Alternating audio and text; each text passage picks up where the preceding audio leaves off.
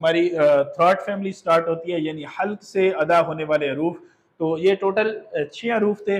حلق سے ادا ہونے والے حروف یہ اوپر 4 ہیں، اور دو یہ ٹوٹل جو ہے وہ 6 حروف بنتے ہیں. دو دو حرف حلق کے ایک ایک حصے سے ادا ہوتے ہیں. یعنی سب سے پہلے جو دو حرف ہیں وہ حلق کے ابتدائی حصے سے، پھر جو دوسرے دو حرف ہیں وہ حلق کے درمیانی حصے سے، اور جو ہمارے پاس آخری دو حرف ہیں وہ حلق کے آخری حصے سے ادا ہوتے ہیں. تو سب سے پہلے دو حرف حمزہ اور ہا، تو یہ حلق کے ابتدائی حصے سے ادا ہوتے ہیں. اگر ان کو زبر کی آواز کے ساتھ پڑھا جائے تو آ اور ہا، تو یہ حلق کے ابتدائی حصے سے ہو گئے.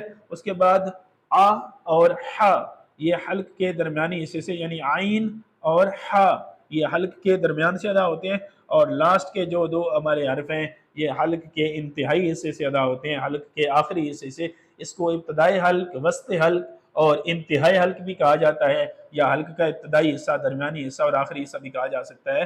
تو یہ جو حلق کے آخری حصے سے حرف ادا ہونے والے ہیں یہ دونوں موٹے حروف ہیں صفت کے اعتبار سے.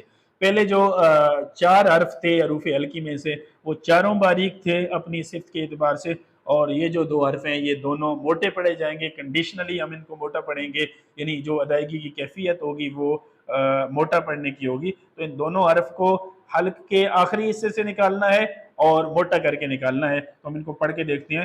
غ اور خ، غ خ. تو یہاں پہ ہماری جو مخارج ہے وہ کلیئر ہوتی ہیں، یعنی تمام جو ہمارے پاس 28 حروف تہجی ہیں.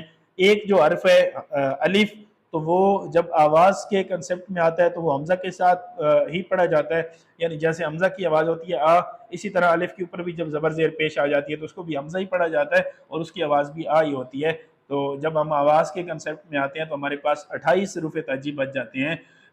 اور 28 حروف تہجی کی تقسیم اس طرح تھی: 4 حرف جو ہے وہ ہونٹوں سے ادا ہوئے، 18 حروف جو ہے وہ زبان سے ادا ہوتے ہیں، اور اس میں سے بھی 12 زبان کی نوک سے، 3 جو ہے وہ بیچ زبان سے، اور 3 جو ہے وہ زبان کی کناروں سے. اور اس کے بعد 6 حروف ہمارے پاس حروف حلقی تھے، یعنی حلق سے ادا ہونے والے حروف. 2 جو ہے وہ ابتدائی حلق سے، 2 درمیانے حلق سے، اور 2 جو ہے وہ انتہائی حلق سے.